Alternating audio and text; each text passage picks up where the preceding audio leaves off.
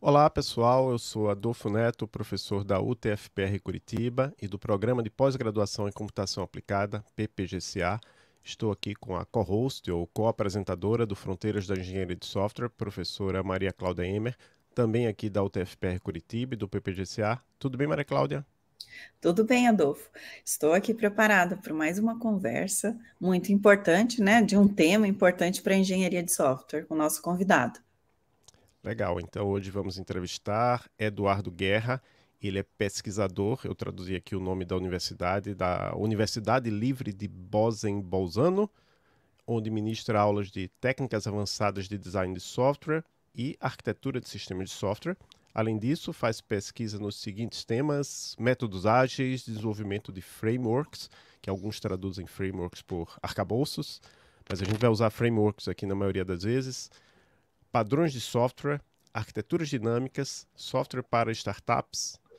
E o tema principal dessa entrevista vai ser anotações de código e os frameworks que usam essas anotações. Tudo bem, Eduardo? Você tem algo a complementar nesta sua apresentação? Opa, tudo ótimo. Bom, eu queria agradecer, né, pelo convite aqui, a oportunidade de estar falando aí da minha área de pesquisa. Em relação à minha apresentação, gostaria de complementar duas coisas, né? A primeira é que eu sou um portador aí de TDAH, né? Então, assim, eu falo muito, então fiquem à vontade de me cortar aí se eu estiver passando do ponto, né? Eu realmente me empolgo. E a segunda coisa é que eu sou designer de jogo de tabuleiro, e inclusive eu dou aula disso aqui na Universidade de Bolzano, e tenho tentado trazer um pouco isso daí também, um pouquinho para a área de ensino aí, de engenharia de software e tal. É Muito isso. legal. Muito legal. Duas perguntas. Bolzano é Itália, né? Isso, é Itália. Assim, ó, Bolzano, ele é uma região autônoma da Itália que fica no norte, né? Então, assim, inclusive é uma região bilíngue, onde se fala tanto italiano quanto alemão, né? Eu felizmente consegui aprender o italiano e estou lutando aqui para aprender o alemão nesse momento, mas a cidade, tanto a cidade quanto a universidade, né, elas são bilíngues. Na verdade, a universidade é trilíngue, né, porque ainda tem o inglês, né? Ah, legal. E sobre jogos de tabuleiro, recentemente eu tive até lá no Sesc São Paulo, num evento lá de jogos, né? E tinha um pessoal fazendo jogos de tabuleiro, jogos de cartas, jogos eletrônicos, era vários tipos de jogos. Pessoal independente, né? Não de grandes empresas.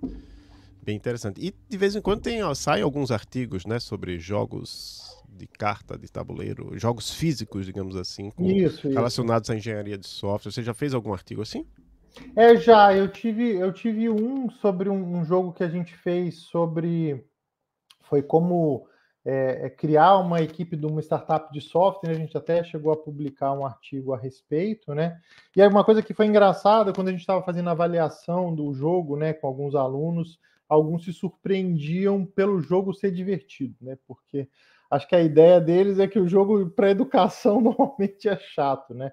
E aí, assim, acaba que isso foi até um dos motivos que, assim, foi uma das motivações que eu tive para oferecer esse jogo de design de jogo de tabuleiro aqui na universidade, né? Que tem assim, não é só para computação, né? Vem muita gente de educação, de outras faculdades aí também, né? Design, economia, né?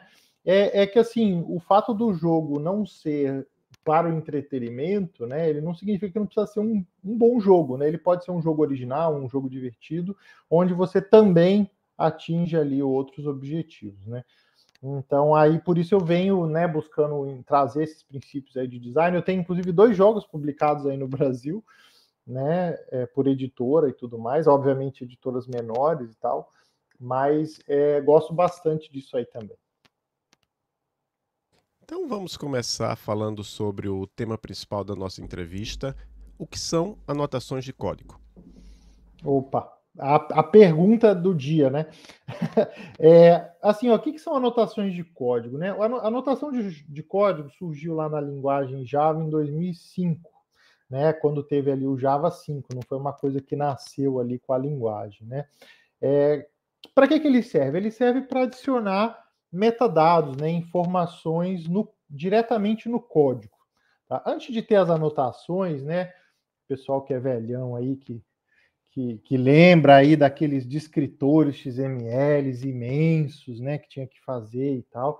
Aquilo ali era uma definição de metadados externa, né, às classes. E aí acabou que, assim, uma das formas que encontraram de gerenciar isso daí foi uma ferramenta chamada Xdoclet, né, que as pessoas colocavam comentários Javadoc, né, no código, assim, meio que dentro de comentários, né, para quem conhece como é que o Javadoc funciona, e aí acabava que aquilo ali tinha uma ferramenta que lia aqueles comentários e gerava esses descritores XMLs grandes, né? E aí acho que surgiu essa ideia, opa, o que está dando certo é colocar aquilo ali direto no código, então por que não dar um suporte nativo, né, a colocar esses metadados ali no código, né? Então as anotações elas vieram para isso, né? Elas são uma forma de você adicionar informações adicionais, né, nos elementos do código, normalmente informações que são mais específicas de um determinado domínio, né? Vou dar um exemplo aqui, né? Por exemplo, você tem como, por exemplo, ler ali pelas informações das classes, saber, por exemplo, qual que é o tipo do retorno de um método, né? Qual que os parâmetros que aquele método recebe, quais as exceções que ele pode lançar, mas às vezes você quer saber uma coisa que não tem nada a ver com isso, por exemplo, esse método aqui ele está mapeado para uma URL, por exemplo, para poder tratar um serviço, ou, por exemplo, esse método aqui ele tem que ser chamado assim que a classe que ele está for persistida, por exemplo, né? Então, essas informações adicionais a gente consegue colocar nas anotações. Outra coisa que é importante a gente saber, se a gente for falar de anotações, é que uma anotação não faz nada. Tá? Ela é só uma informação. A analogia que eu gosto de fazer é o seguinte: imagina que você bota uma placa numa porta e fala assim, olha, só entra aqui quem está autorizado. Né? Aquela placa não vai bloquear ninguém. Ela por si só não faz nada. Né?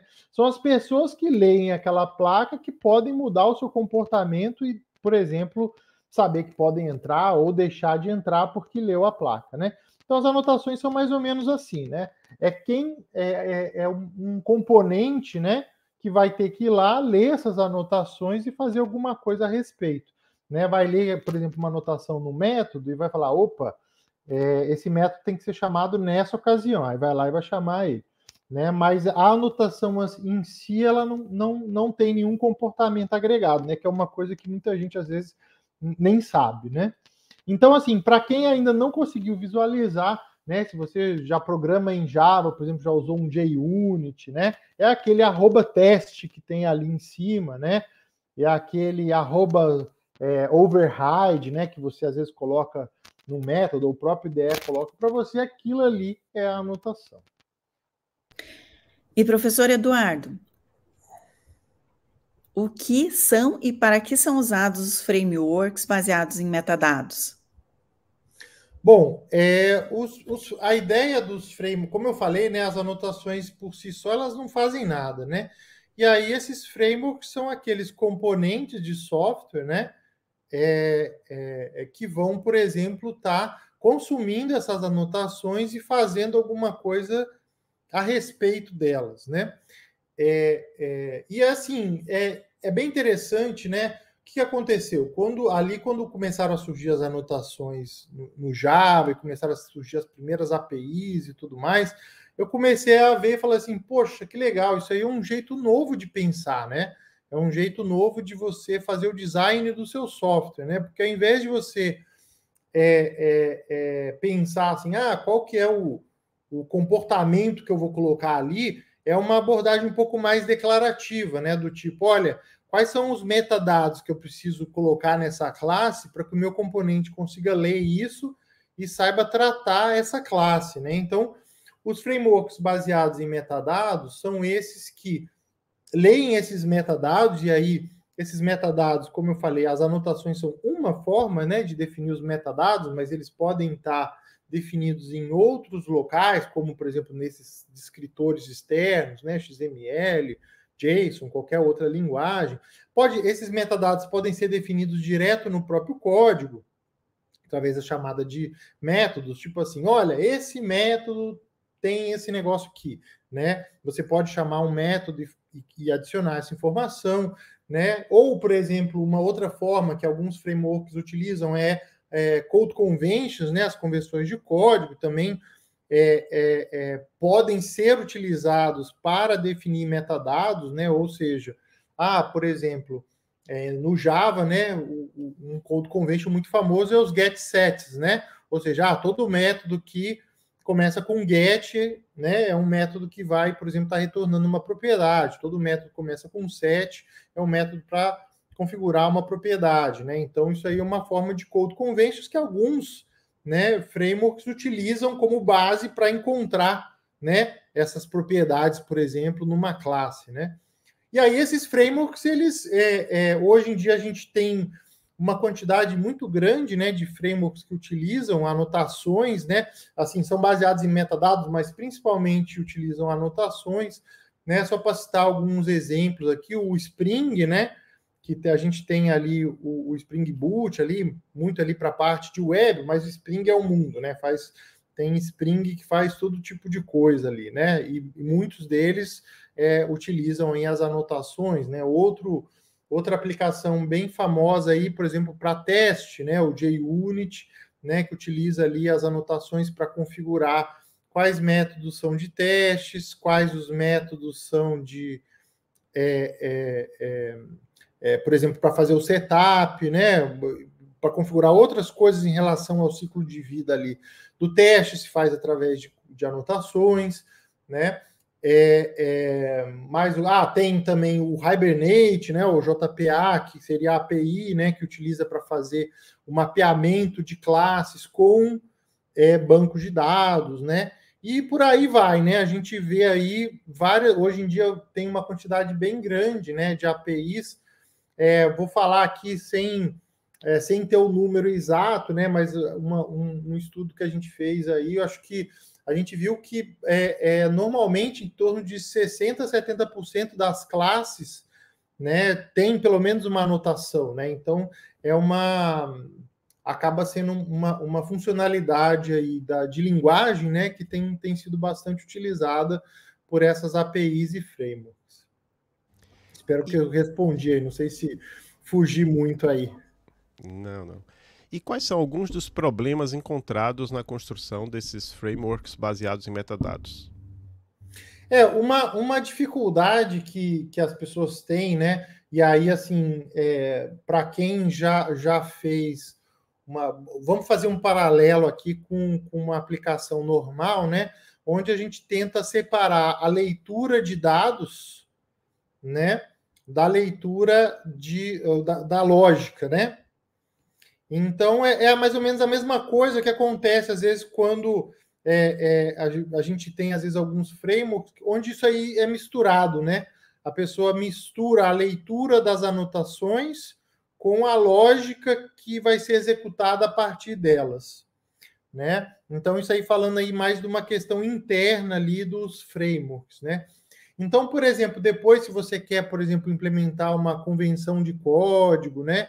Ou você quer utilizar uma abordagem ali que vai estar facilitando ali a configuração das anotações, aí está tudo misturado com a lógica do framework, né? Então, isso daí acaba dificultando um pouquinho a construção, né? Assim, por si só, esse tipo de framework já é um pouco uma programação um pouco mais avançada, porque ele exige ali que você mexa com reflection, né? Ele exige que você lide com questões ali um pouco mais avançadas ali de código, né? Então, assim, aí você ainda mistura, né, a leitura com processamento e tal. Isso daí vai acabando dificultando, né? Porque normalmente um framework desse evolui você tendo, por exemplo, novos tipos de metadados que vão ser processados, né? E aí é a mesma coisa ali de uma aplicação que processa dados e você está modificando aquilo ali, né? E aí, assim, do ponto de vista do design do framework em si, a ideia é você, por exemplo, prover uma API de metadados que seja intuitiva, né? Que represente ali, ou seja, você está adicionando uma informação na sua classe e essa informação ela está servindo como um guia para o comportamento desse framework, né?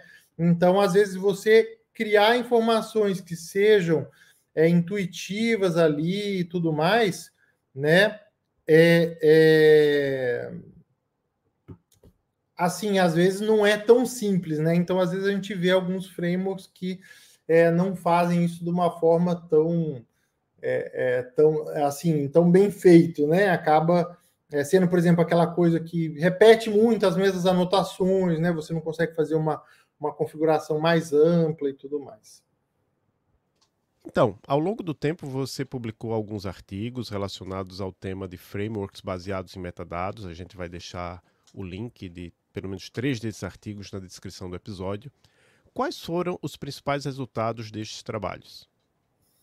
Tá, vamos lá. Eu vou focar aqui um pouco mais, né,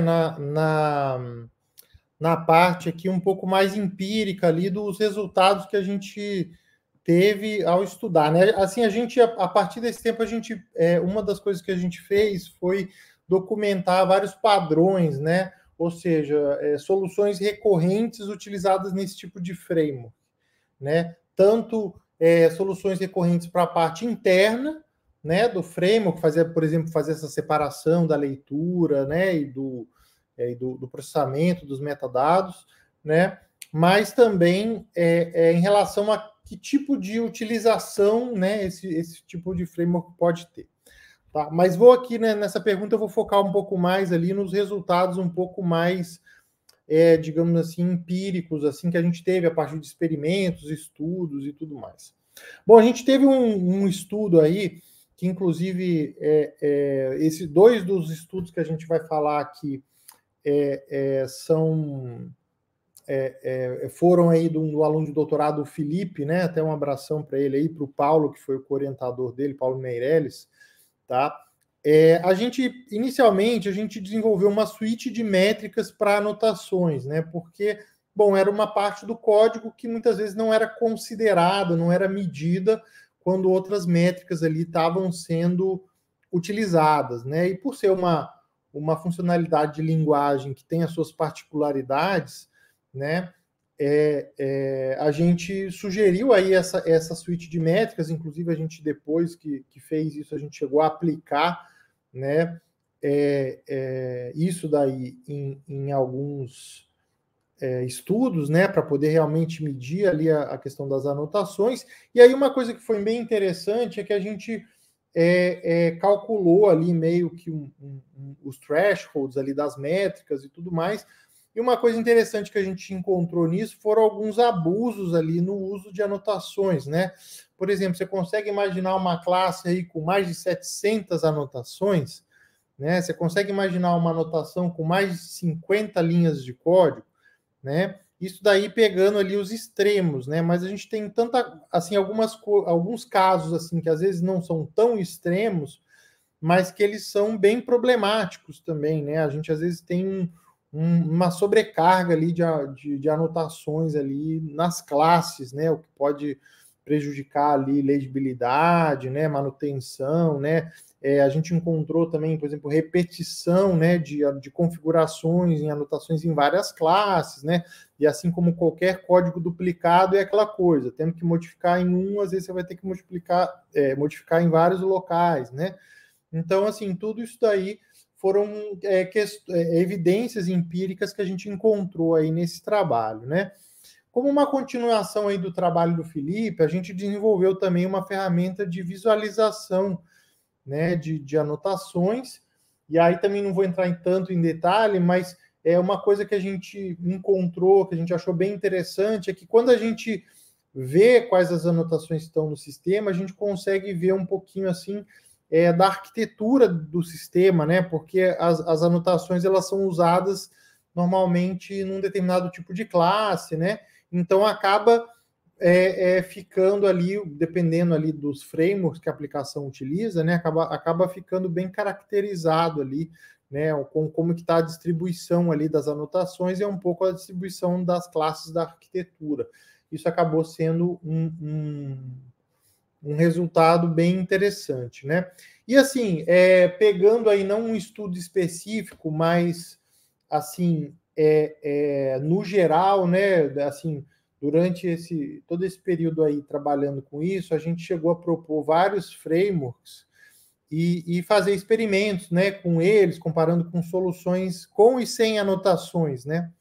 E aí, assim, algumas coisas que a gente percebeu aí nisso, né, é que, assim, não necessariamente as anotações elas vão fazer com que a produtividade do desenvolvedor seja melhor, mas ela vai fazer com que seja mais constante, né? Ou seja, aquele desenvolvedor assim que começa a complicar muito o design e tudo mais, com as anotações ele assim, esse tipo de coisa tem menos chance de acontecer, né? É como se ele tivesse um script mais bem definido para seguir, né? E acaba não tendo um desvio grande de design, né? Então, digamos assim que eu não diria que melhora a produtividade, mas eu diria que fica mais ou menos igual, mas é mais consistente, né? Você não vai ter aqueles casos ali, aqueles desvios assim muito grandes.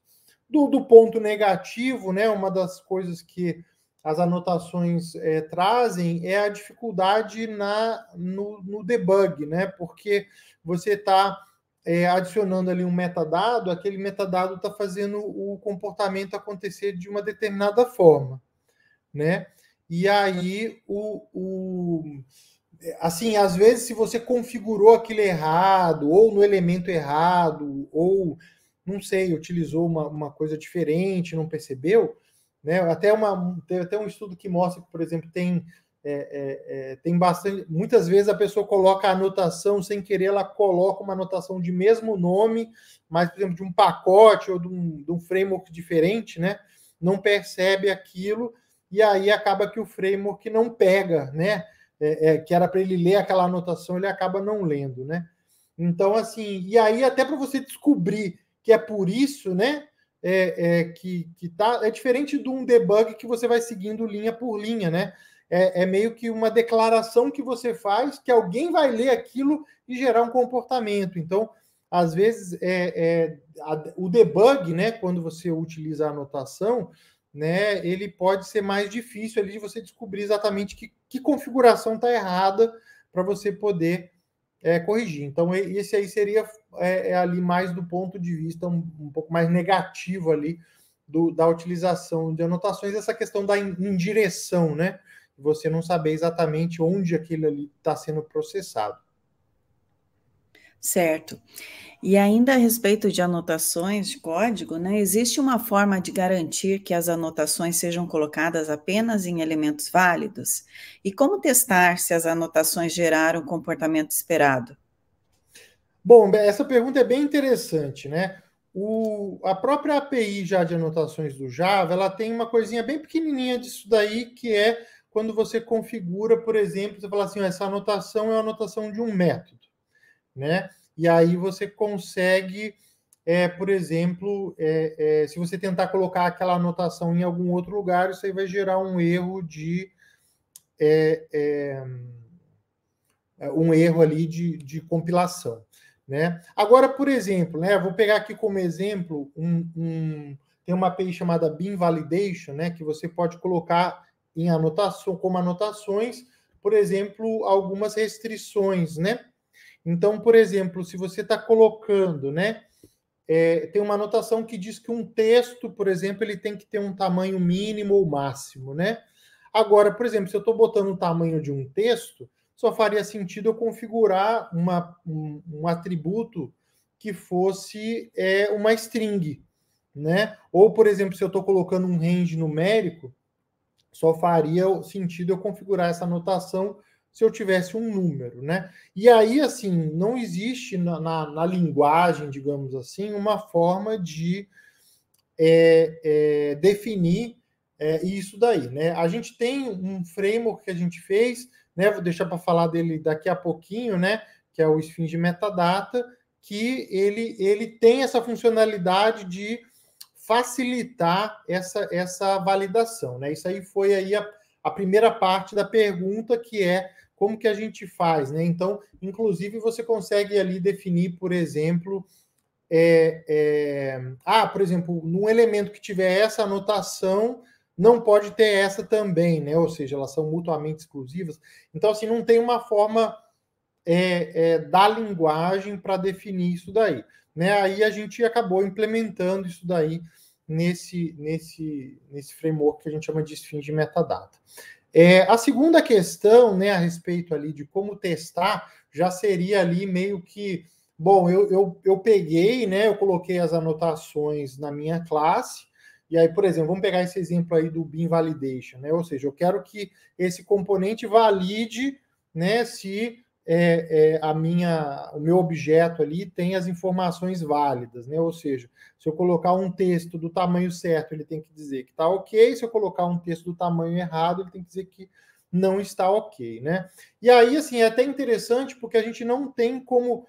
É um tipo de teste um pouco diferente que a gente tem que fazer na nossa aplicação, porque a gente não está testando nem a nossa classe, nem exatamente o componente, o framework, né? A gente está testando a interação entre os dois, né? Então é basicamente falar assim, olha, se eu der essa minha classe com essas anotações para este framework e pedir para ele fazer o que eu quero que ele faça, aí ele vai ter que gerar esse comportamento, né? Então, de certa forma, acaba sendo até um teste um pouco repetitivo, né? Que para todas as classes que tiverem, né, as anotações, o teste vai ter mais ou menos o mesmo formato.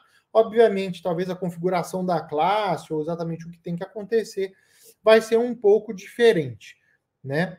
E aí, assim, é esse tipo de teste, né? É basicamente você ver se as annotations que estão configuradas geram um comportamento adequado, que é diferente do caso anterior, né? Porque as anotações elas podem estar configuradas corretamente nos elementos onde é válido adicionar aquelas anotações, né? Mas simplesmente não está gerando o comportamento que você esperava, né? Então, quando a gente fala de validação de anotações, a gente tem essas duas coisas, né?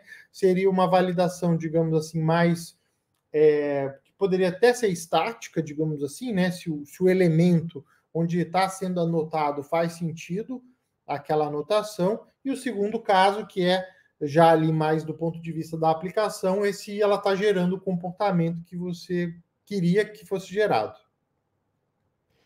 E você mencionou aí o Esfinge Metadata. O que é esse projeto Esfinge?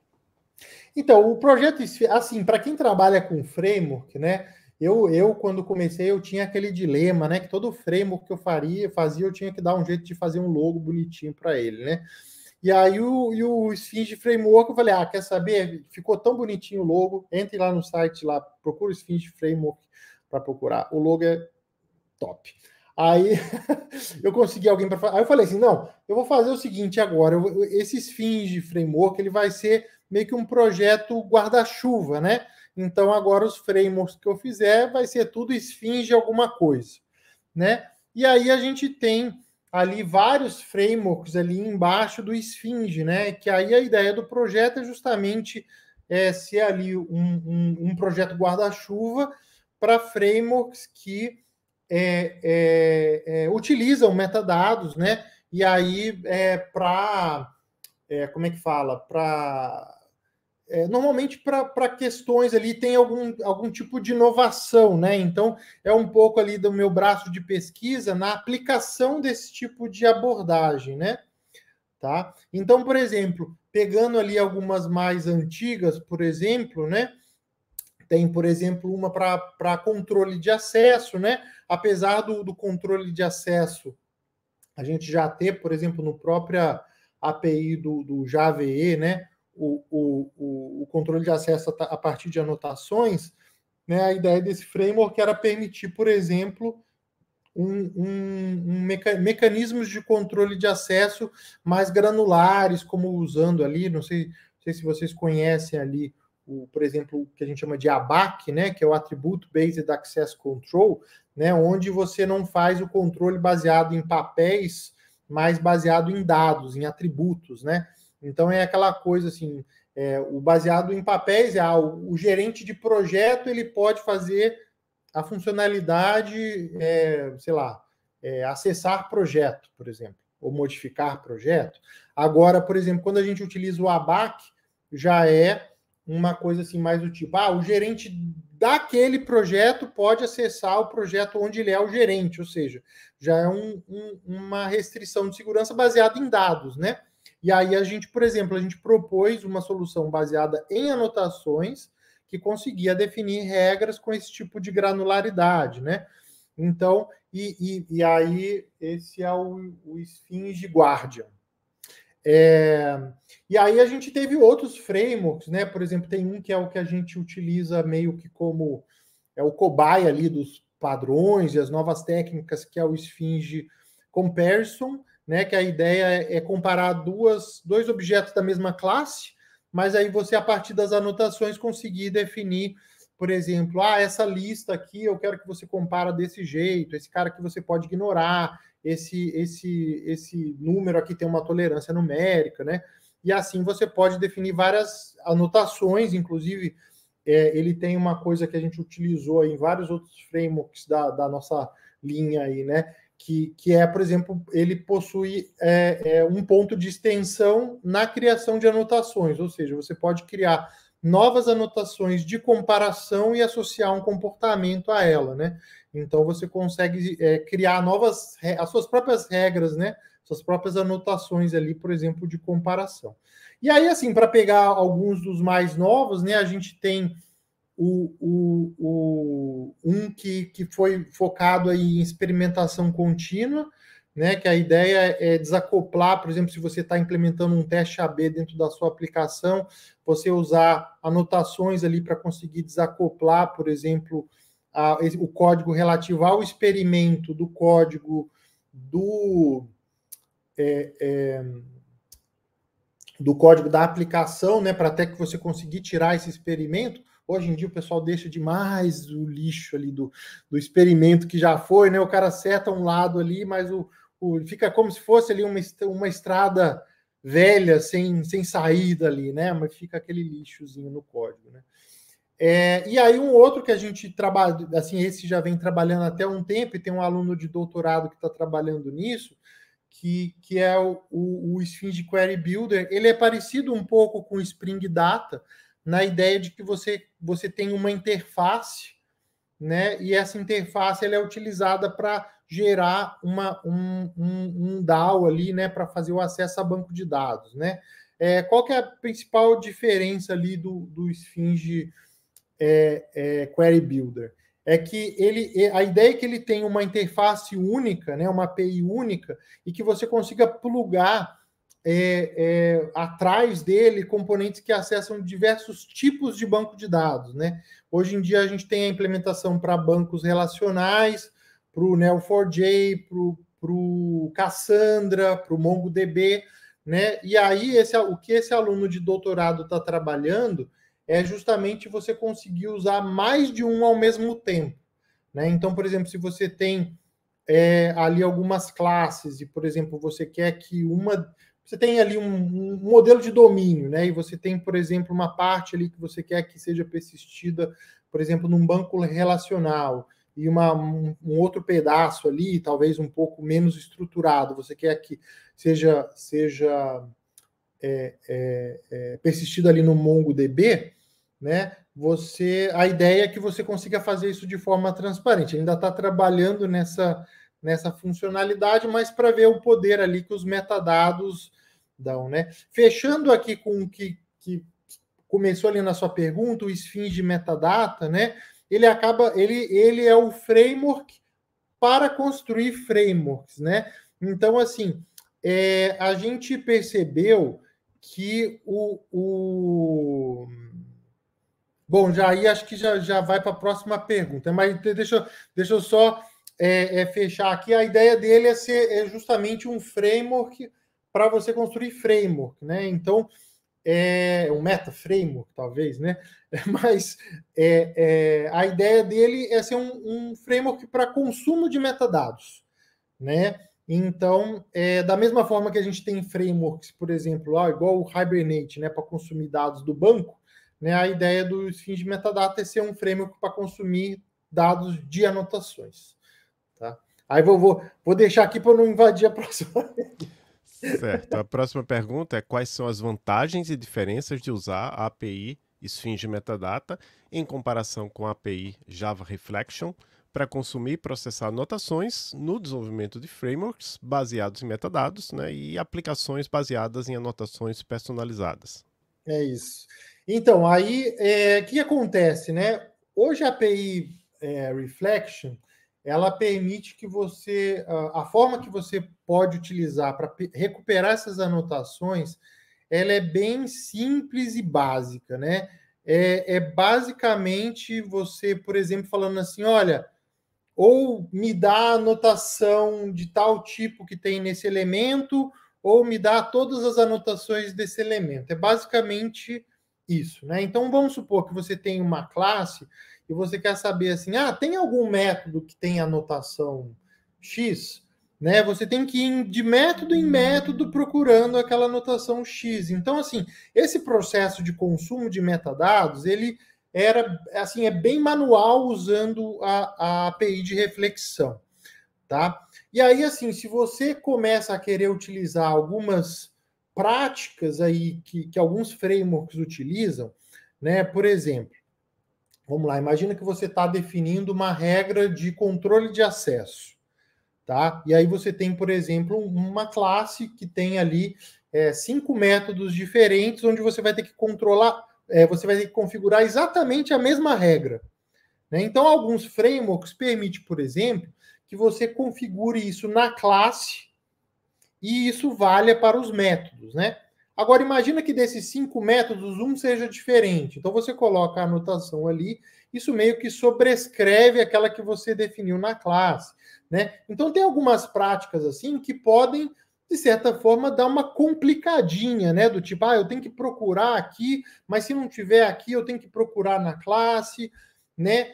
Tem alguns frameworks que também deixam você configurar anotações dentro de anotações, né? Então, por exemplo, se você tem lá, sei lá, por exemplo, 3 anotações que você vai repetir aquele bloco de configuração sempre, né? Imagina, por exemplo, que você tem alguns métodos que são relacionados à administração da sua aplicação, que você vai configurar um controle de acesso, você vai dizer que eles são transacionais e vai configurar uma outra anotação pedindo para que seja feito um log detalhado da invocação daqueles métodos, né?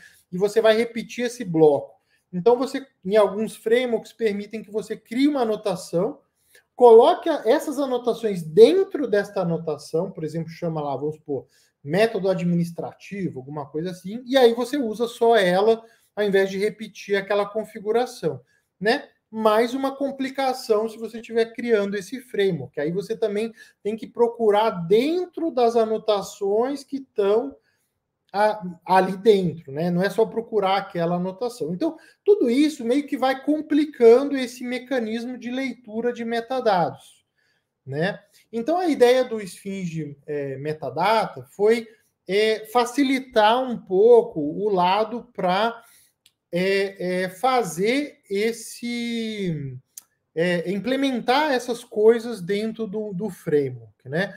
Então, como é que ele funciona? Você tem uma classe, que é onde é a classe que vai guardar os seus metadados em tempo de execução, mais ou menos como se fosse ali a classe de entidade ali que representa a sua tabela do banco de dados, por exemplo, né? E aí você vai colocar anotações ali, né? Do tipo, olha, eu quero que esse cara aqui receba o valor de tal anotação. Eu quero que esse cara aqui receba aqui um verdadeiro ou falso, se essa anotação existe ou não.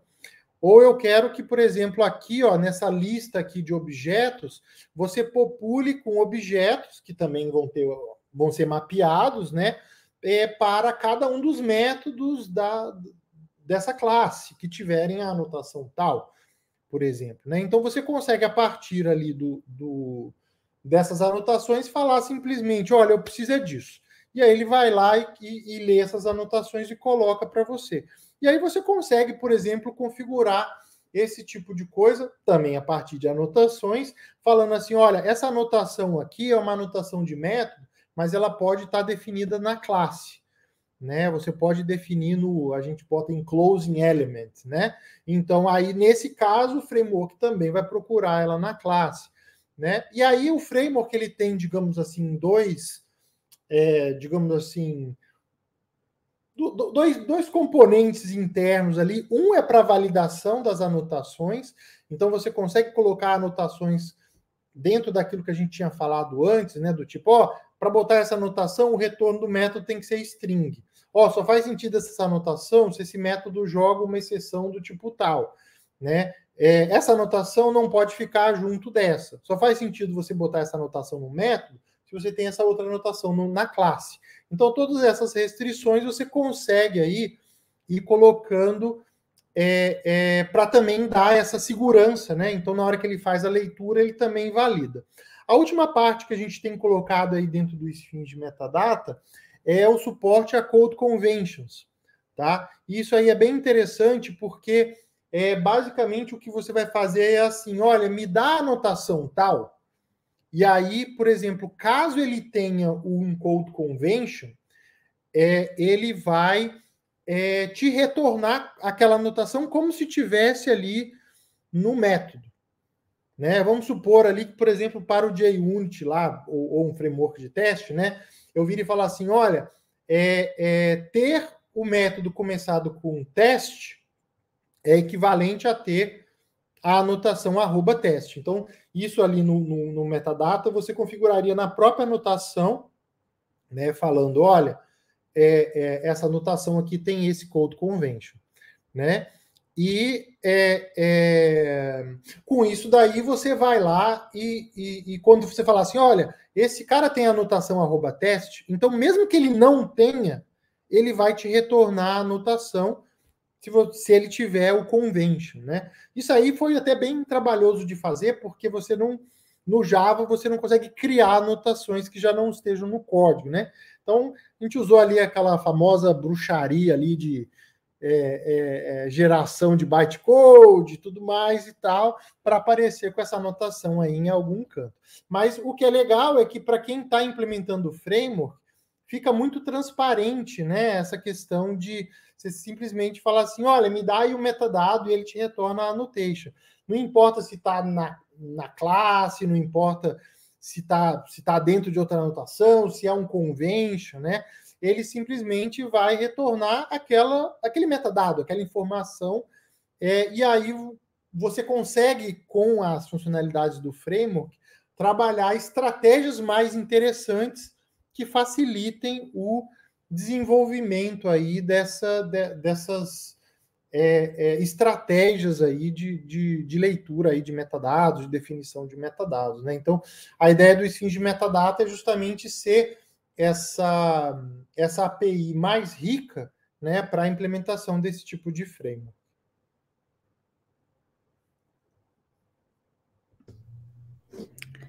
Certo. Então, professor Eduardo, você também tem trabalhado com a visualização da distribuição das anotações de código, por exemplo, na ferramenta Annotation Visualizer. Como esta visualização pode ajudar as pessoas desenvolvedoras? Sim, com certeza, né? Como eu falei, as anotações elas estão no código, né? Queira a gente ou não, né? Os principais frameworks hoje utilizam isso, né? E aí, assim, da mesma forma que a gente tem abusos de um método muito grande ou, por exemplo, sei lá, uma quantidade de parâmetros muito grande, a gente também pode ter abuso da parte de anotações, né? Então, assim, eu costumo ter uma abordagem que eu acabo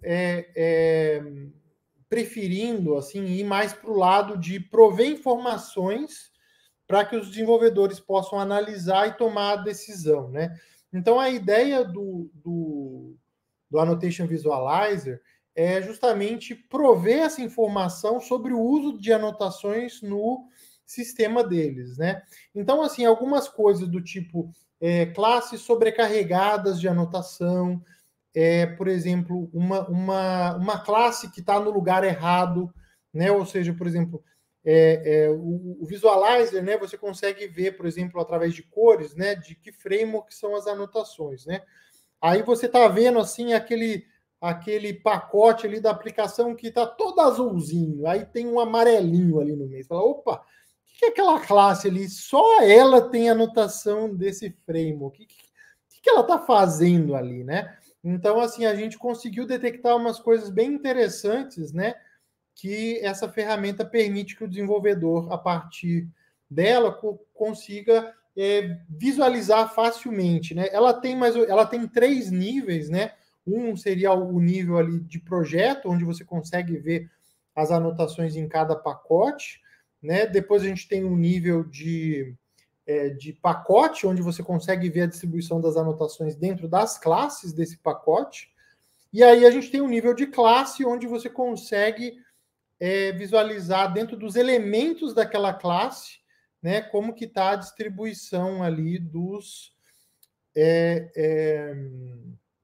desses elementos, né? Uma coisa assim que a gente talvez esteja chegando à nossa pesquisa nesse ponto é justamente na identificação do que seria um bad smell ou uma má prática no uso de anotações, né? A gente já tem alguns indícios, algumas questões assim do tipo, obviamente, uma classe com uma quantidade muito grande de anotações, né?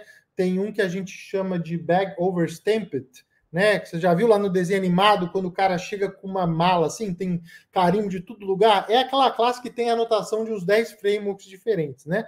Que é mais ou menos ali um acoplamento muito forte com vários frameworks, mesmo sendo um acoplamento mais fraco do que a invocação de métodos, que é um acoplamento através das anotações, né? Então, assim, a gente está entrando nesse ponto e a gente viu que com essa ferramenta, mesmo que a gente não tenha uma definição muito formal ainda, né, digamos, desses bad smells, a gente vê que é possível visualizar essas más práticas, assim, fica bem explícito, né? Além de ser, como eu tinha até comentado antes, né? Você consegue ver direitinho a arquitetura da aplicação. Você fala assim, olha, aqui ó, as anotações de Spring aqui da parte web, né? Olha aqui, ó, aqui é a parte dos controllers. Olha aqui, ó, essas aqui são as classes que estão com as anotações de persistência, que são as entidades, né? Olha aqui, ó, essa aqui são as classes de outras coisas. Aí você consegue direitinho ir identificando através... Olha aqui, ó, o pacote de testes ali que está com as anotações do JUnit, né? Ou então até teve um projeto, o que essas anotações do JUnit estão fazendo misturado ali com as anotações de web ali, né? Então a gente já consegue ver esse tipo de coisa. Eduardo, você e alguns coautores, entre eles o Igor Vise, que foi entrevistado por nós aqui, tem um preprint, né, um artigo que, até onde eu sei, não foi ainda aceito para publicação, mas provavelmente vai ser, sobre como as anotações afetam a legibilidade do código Java. Como foi feito esse trabalho e quais são os resultados até agora? Então, esse estudo foi bem interessante, porque assim, se a gente pegar aí alguns posts aí na comunidade aí no geral, né? Você vai ver pessoas que realmente odeiam as anotações, né? Não, nossa, encheu o meu código aqui de lixo, né? De outras coisas. Tem gente que não gosta de jeito nenhum, tem gente que adora, tá? E muito é falado assim dessa questão da legibilidade, né? E aí, assim, a gente tentou fazer um estudo fugindo um pouco ali desses casos, obviamente. Poxa, tá certo, uma anotação de 50 linhas de código com certeza não vai ser bom para legibilidade, né? Mas, assim, num caso normal, se a gente comparar, por exemplo, um trechinho de código com anotações equivalente a um trecho de código que usa só técnicas orientadas a objetos, né? Então, a gente fez um survey onde os participantes tinham que comparar esses dois códigos, né? E foram 15 perguntas, aí a gente utilizou ali um pouco ali também da pesquisa anterior, né, de pegar tipos de uso de anotações diferentes para dar uma diversificação.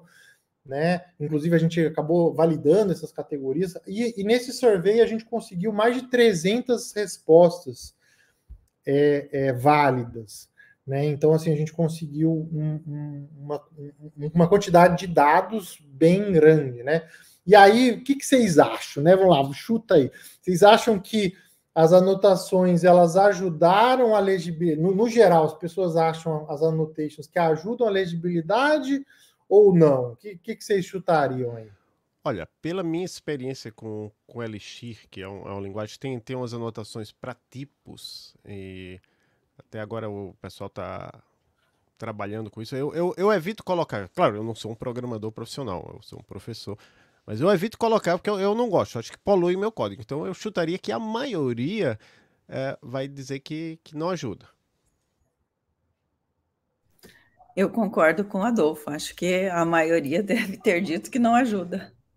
Então, o resultado foi super neutro. A gente tem pessoas, assim, a gente conseguiu detectar que existem os haters, digamos assim. A gente conseguiu detectar que existem os lovers, mas eles não são a maioria, tá? Assim, a maioria, assim, tem aquela galera, assim, digamos assim, os em cima do muro, né? Que é mais ou menos neutro para a maioria, mas também não é a maioria. A maioria foi assim: gosto nesse caso, nesse outro caso prefiro esse e tal. Mas assim, assim é uma distribuição normal e ficou assim bem neutro mesmo. E aí, se a gente pega assim por experiência, por anos de programação e etc., igual. Se a gente pega, por exemplo, mas será que não tem um uso de anotações que às vezes melhora e por outro piora? Também não. Então, assim, o resultado foi muito neutro, assim, de que as anotações em si, né, elas não melhoram nem pioram, apesar de terem as preferências pessoais, no geral, assim, não vai nem melhorar nem piorar, né? Isso, assim, de certa forma, é aquele resultado, assim, do tipo... Às vezes a gente, quando eu fiz a pesquisa, eu achei, falar que é bom, ou vou falar que é ruim, né? Mas, assim, eu acho que é importante também, porque, assim, olha, não decida usar ou não usar por conta de legibilidade. Tá? A gente obteve alguns dados também nessa pesquisa de coisas que as pessoas acham que melhoram ou pioram a legibilidade de código, tá? Mas a anotação por si só, e a gente buscou casos assim menores, né? Em que a gente falava assim, olha, tá aqui um código com anotação e um sem anotação, e códigos mais ou menos com a mesma quantidade de linhas de código, né? Para ser justo, né? Porque, como eu falei aqui, a anotação ela configura metadado, né?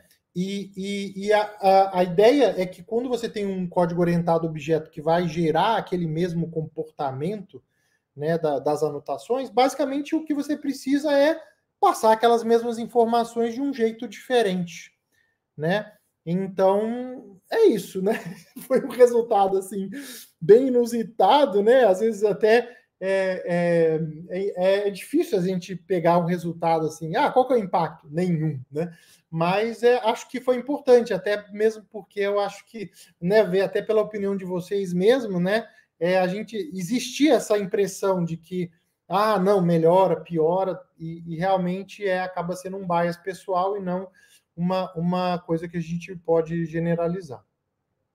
É interessante porque teve recentemente um texto no blog do Dave Heinemeier Hanson, né, que é lá do Basecamp. Era sobre tipos, né? Mas o título do texto é Programming Types and Mindsets, né? Quer dizer, ele diz, não, é sobre...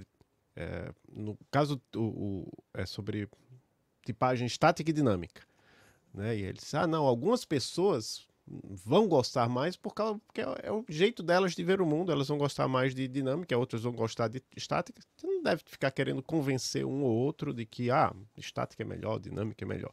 Esse é o ponto de vista dele, claro, ele é só um texto no blog, mas eu vou deixar o link na descrição do episódio. Interessante isso aí. É bem interessante mesmo, né? Porque eu acho que no caso das anotações é um pouco o pensar de forma declarativa, né? Ou seja, eu pego, por exemplo, no caso a classe, descrevo o que eu espero, né? de quando um componente for processar aquela classe de forma declarativa, ou definir isso de uma forma imperativa, né? Ou seja, dando comandos, tipo, faz isso, faz aquilo, né? Só para poder dar um exemplo aqui, né? Por exemplo, vamos pegar esse caso ali do controle de acesso, né? No caso da anotação, eu, por exemplo, teria uma anotação do lado de fora do método que falaria, por exemplo, olha, só administradores podem acessar esse método, uma declaração. O que seria o equivalente, né? Seria, por exemplo, a primeira linha de código do método chamar um método que faz essa verificação de segurança e, por exemplo, vai jogar uma exceção no caso de não ter. Né? Nos dois casos são uma linha de código.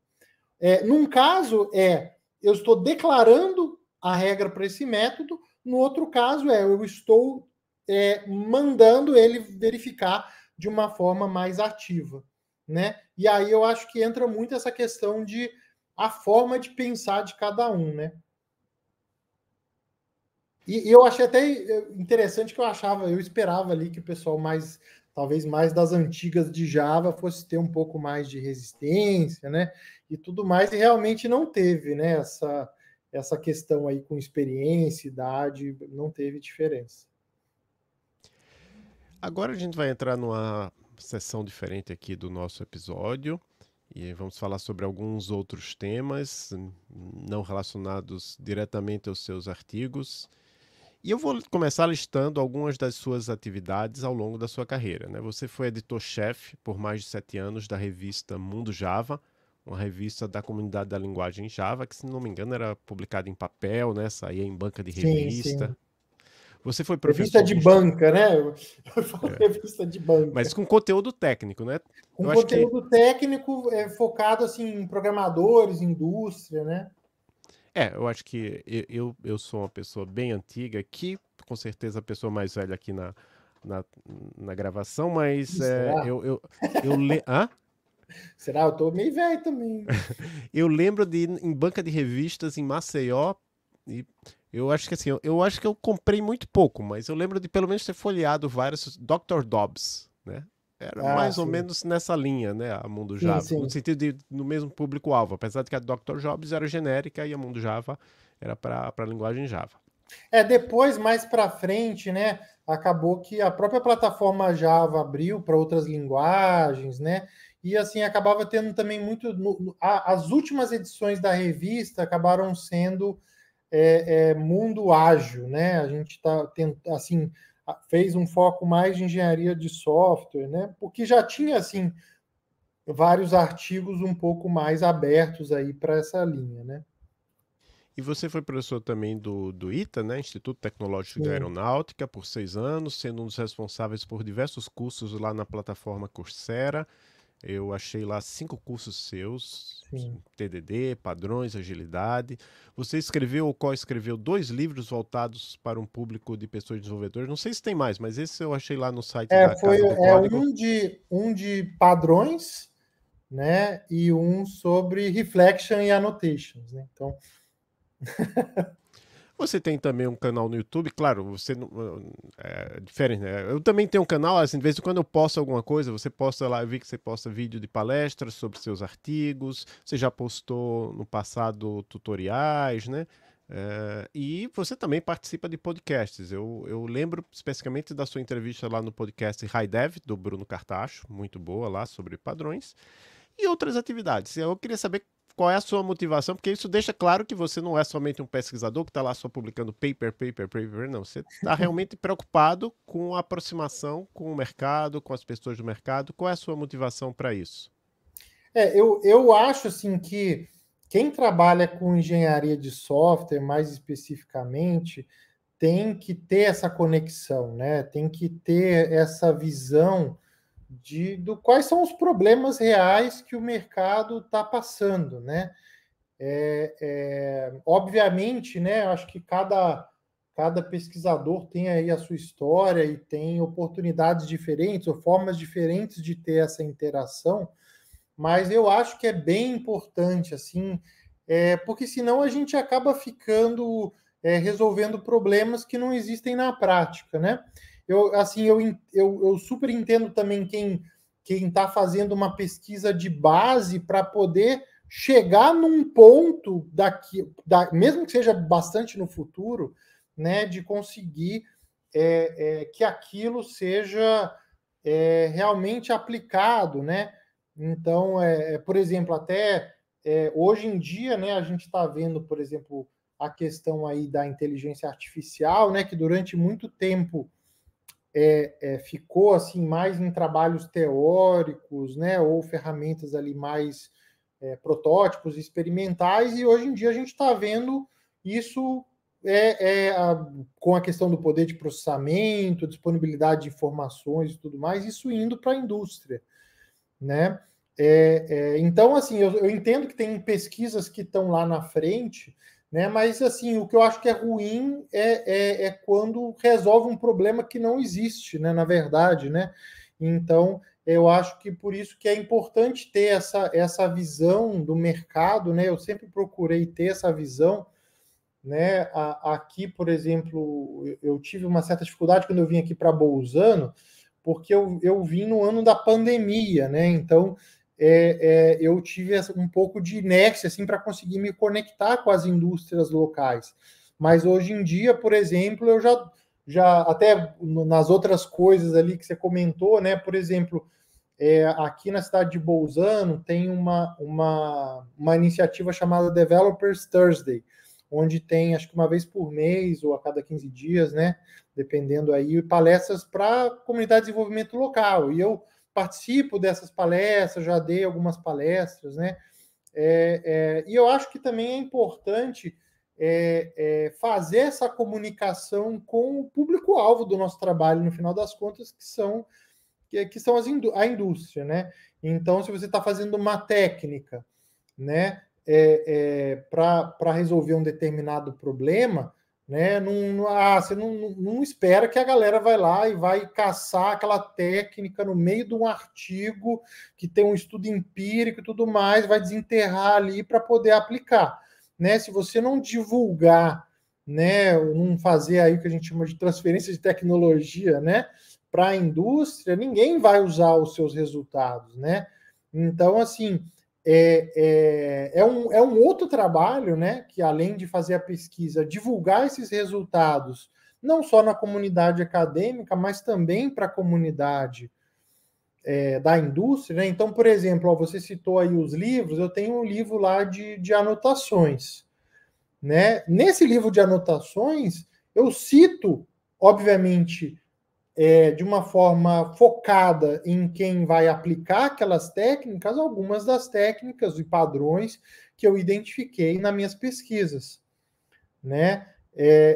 Então, assim, eu acho que é uma forma, né, de você comunicar para as pessoas que realmente vão utilizar aquilo ali. E eu acho, assim, que nessa nossa área isso daí é realmente essencial, muito importante. Ok. E você trabalhou de 2013 a 2020 no INPE, Instituto Nacional de Pesquisas Espaciais, como pesquisador. Desde 2020, você está como pesquisador na Universidade Livre de Bolzano, na Itália. Você pode nos contar um pouco sobre as motivações para essa mudança? Sim, claro. Vamos lá, né? A gente tem aí alguns tipos de motivações diferentes aí para essa mudança, né? Acho que vou começar aqui com as motivações aqui um pouco para a área da parte acadêmica mesmo, né? Eu, assim, no meu doutorado e depois, né? Eu acabei não tendo a oportunidade de passar um tempo no exterior, né? E ter uma oportunidade de vivência numa universidade fora do Brasil, né? E gostaria muito de fazer isso, né? Eu sei que muita gente acaba fazendo isso do ponto de através de um pós-doc, né? Mas assim, eu sempre tive de certa forma um pouquinho de pé atrás, porque assim eu já estava no INPE, por exemplo, lá há 7 anos, já seguindo com meus alunos a minha linha de pesquisa e tudo mais. E assim, de certa forma, o pós-doc fora do Brasil ele acaba sendo meio que um estagiário, digamos assim, né? É o professor ali depois do doutorado que ainda não conseguiu talvez o que muita gente chama de pós-doc no Brasil seria o tal sabático, na verdade, né? Que o pessoal chama aqui fora. E aí, assim, acabou surgindo o convite, né, para aplicar para essa posição aqui. A princípio era uma posição temporária de 3 anos, né? Acabou que a motivação, assim, isso até é bem interessante, né? Porque foi um aluno que foi aluno meu no ITA, né? Eu acabei mantendo contato com ele, né? Durante o mestrado dele, ele estava fazendo doutorado aqui. Quando abriu essa posição, eu falei, pô, quem sabe ele não quer vir, né? E aí acabou surgindo aí essa oportunidade que eu acabei pegando. Então, acabou sendo isso daí um pouquinho dessa motivação. Uma outra motivação um pouco pessoal também é que, assim, ali no INPE é um instituto de pesquisa, né? Ali a gente só tem mestrado e doutorado. Então, assim, eu sinto um pouco aquela movimentação da universidade, sabe? De aluno para cá, para lá, inventando moda, fazendo projeto, fazendo um hackathon, sei lá, essa coisa assim, né? Então, assim, eu senti um pouco a falta aí desse clima, assim, sabe? De universidade, de aluno inventando projeto e tal, e te procurando para ajudar e tal. Então, assim, acabou sendo também uma outra coisa que eu quis vir para cá, né? Não vou negar que teve, assim, também uma questão financeira, que acabou sendo um incentivo, né? Acho que não é segredo nenhum, né? A desvalorização do salário, né? Dos professores e pesquisadores no Brasil, né? A desvalorização, teve ali um incidente ali no INPE, né? Que acho que todo mundo acompanhou nos jornais também. A moral lá ficou bem baixo depois disso. Então, assim, acabou também tendo isso pesando de uma forma, né? Bom, e aí, assim, para fechar, né, a última coisa que para mim acabou me empurrando, de certa forma, para vir para cá, eram algumas dificuldades que eu tinha dentro do próprio instituto, né? Uma delas, assim, eu até um pouquinho dentro dessa motivação aí financeira, né? Fui procurar ali a possibilidade da lei da inovação, né? De fazer projetos através da lei de inovação. E junto com uma empresa ali, a gente escreveu um projeto PIP para a FAPESP e teve o projeto aceito, né? Então, assim, era um projeto bem interessante, envolvia um pouco essa área de frameworks e tudo mais, né, de soluções reutilizáveis a partir do que eu fazia. De certa forma, ia contribuir também com a minha pesquisa, né, e seria um projeto ali também interessante para a empresa, né. O que aconteceu foi que a gente, durante 6 meses, a gente ficou tentando fazer o projeto ser aprovado, né, dentro ali do INPE, né, para que eu pudesse executar ele. E, assim, durante esses 6 meses, o projeto nem andou, nem foi para realmente ser julgado, né? E, assim, uma coisa, por exemplo, coisas que me chatearam bastante foi, por exemplo, ter que escutar, né? Assim, escutar não, na verdade foi ler, né, numa troca de e-mails, né? Por exemplo, pessoas falando que eu estava usando o nome da instituição no meu benefício próprio, né? Aí eu falei, peraí, a gente está falando de um projeto da FAPESP, né? E aí, assim, até uma outra pessoa levantou essa questão, eu fiquei até feliz de que eu mesmo não precisei fazer isso.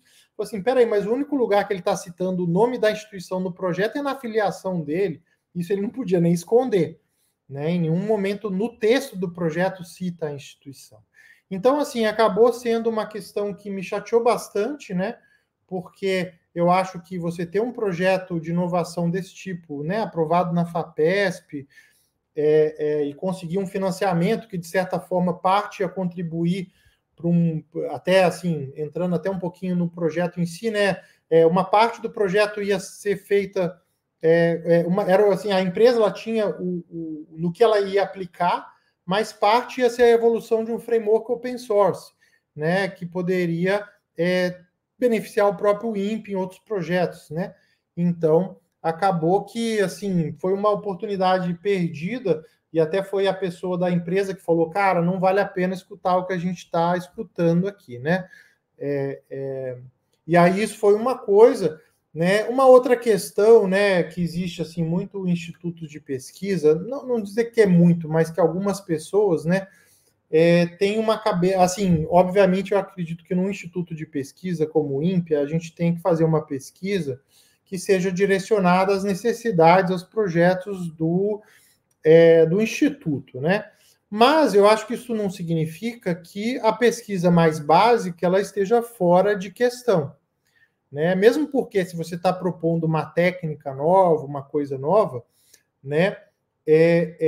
Normalmente você não vai aplicar aquilo de cara num projeto real, crítico para o Instituto, né? Então, assim, o que eu procurava fazer era sempre ter as primeiras avaliações, assim, em um projeto open source ou num experimento mais controlado, para depois partir para a aplicação em projetos do Instituto ou no contexto de coisas do INPE, né?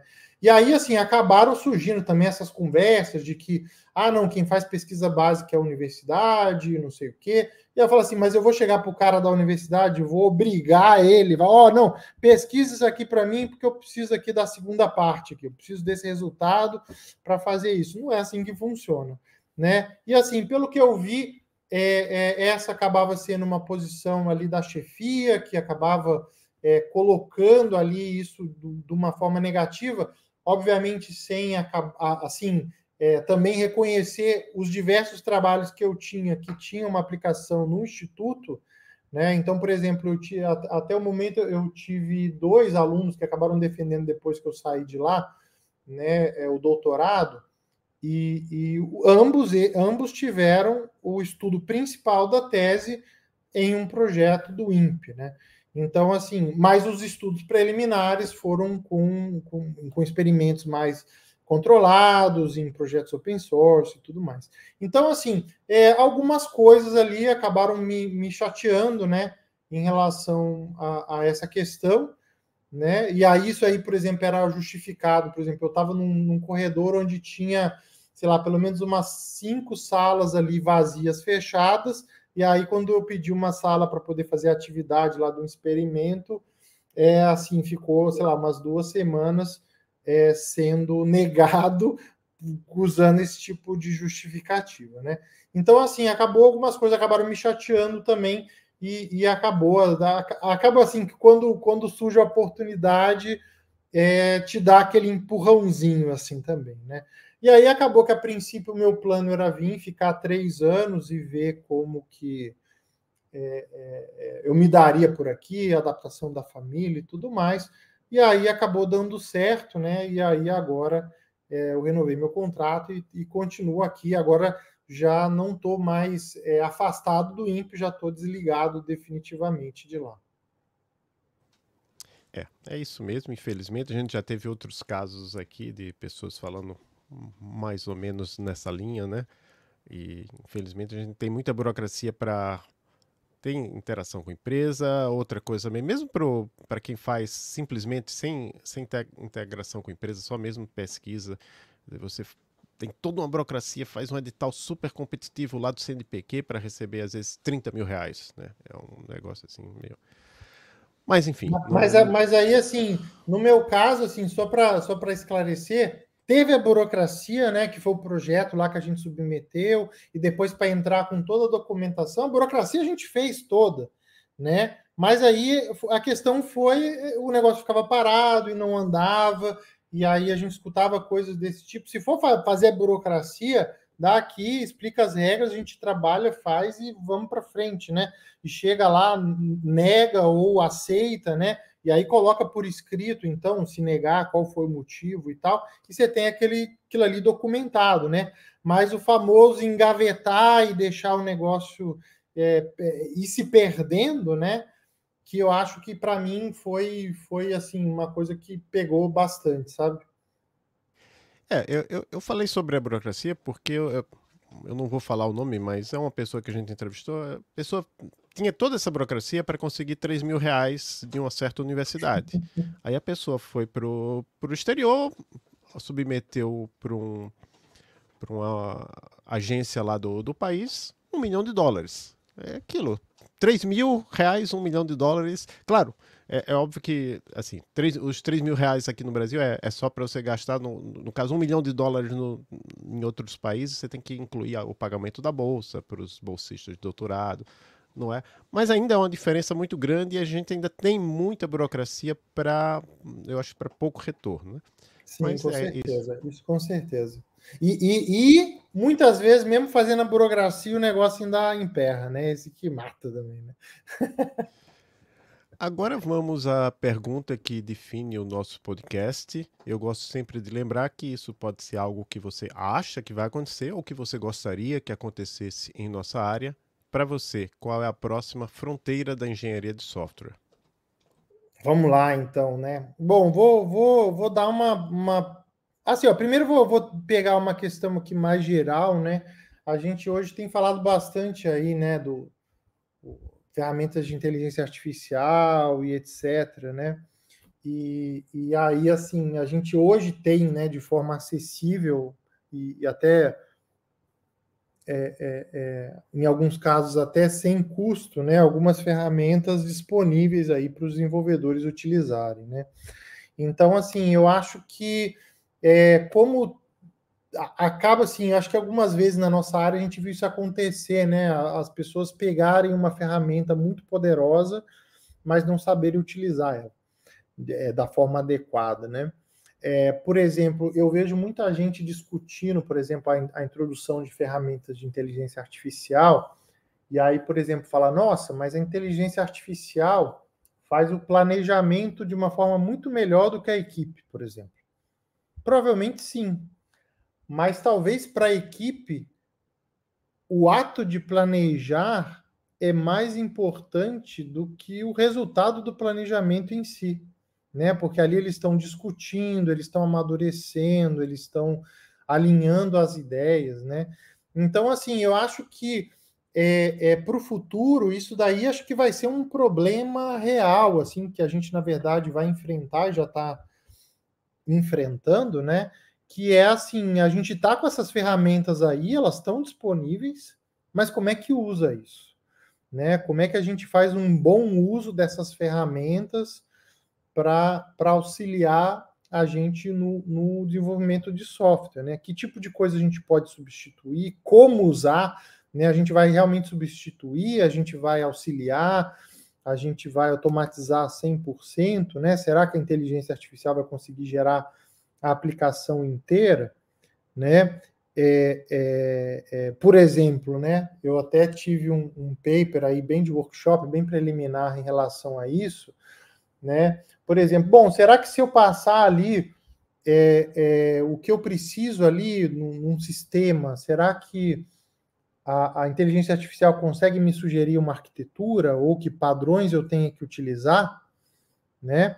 Aí talvez sim, mas espera aí, qual que é o nível de conhecimento que você precisa para poder descrever de forma precisa para a inteligência artificial o que você precisa, né? Então, assim, e até para você ler e poder julgar aquilo, né?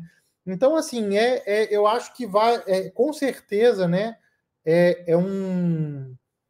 Digamos assim, é um problema que está sendo meio goela abaixo, né? Acho que é o tipo da coisa que a gente não vai conseguir fugir dela no futuro, né? E eu acho que vai caber a nossa comunidade aí de engenharia de software, eu acho que em todas as dimensões aí, né? De saber, assim, desenvolver técnicas e recomendações aí de como que esse novo elemento aí, né, que está chegando, vai se integrar nos times, no desenvolvimento de software. Isso aí eu acho que é uma coisa aí sem dúvida nenhuma.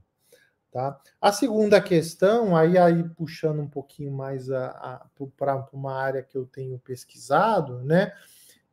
Eu acho que ainda existe uma dificuldade muito grande, porque hoje a gente não tem mais software que você, assim, até tem, né? Mas é bem menor a quantidade daquele software que você pega, entrega e não vê nunca mais, né? Do tipo, ó, peguei e finalizei. É sempre uma coisa que está em evolução, né? A gente tem ali o ciclo de vida do software, ele vai continuando, né? Eu acho que hoje em dia não existe mais essa visão do tipo, não, vamos desenvolver esse software aqui durante um ano, depois disso, pronto, ele terminou, está pronto aqui, vamos só usar.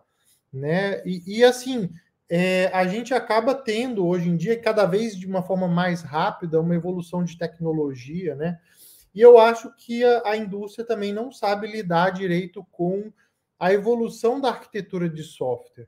Né? Eu acho que os métodos ágeis, eles ajudam bastante na evolução da parte funcional da aplicação, mas para a arquitetura de software, eu acho que ainda tem muita coisa aí a ser amadurecida, digamos assim. Né? Hoje em dia, por exemplo, fala, tem muita, eu vejo assim, arquitetura com ágil, né? Como evoluir a arquitetura? Legal, vamos ver. Aí vai lá, o cara vai falar de microserviços. Né? Não, ok, microserviços são legais, né? Eles ajudam ali, eles são um tipo específico de arquitetura, mas quer dizer que para eu ter uma arquitetura que evolui tem que ser só microserviço? Será que não consigo ter um outro software, uma outra arquitetura que eu também consiga desenvolver de forma evolutiva? Né? Então, do meu ponto de vista, isso não tem tanto a ver com o estilo de arquitetura, né? Sim, você pode adotar um determinado estilo arquitetural como resposta a uma necessidade de evolução, mas não é a resposta para tudo, né? Mesmo porque você vai poder, de repente, você vai ter uma alteração na parte de segurança ou na parte de, sei lá, de portabilidade, e vai ter que ter isso em novos dispositivos e tudo mais, e aí isso não tem nada a ver com estar em microserviços ou não. Né? Então, isso eu acho que é um ponto aí que eu acho que também está nessa fronteira aí, né, em que nos últimos anos, digamos assim, o ágil, quando apareceu, né, ele fingiu que a arquitetura não existia. Acho que o pessoal de arquitetura também fingiu que ágil não existia, né? Mas aos poucos eles tiveram que falar, não, vamos ter que conviver aqui, né? E aí eu acho que nos últimos anos tem tido alguns passos, alguns avanços. A gente vê muita proposta na academia, mas a gente vê, por exemplo, muito pouca coisa virando uma coisa concreta ali nas empresas, né?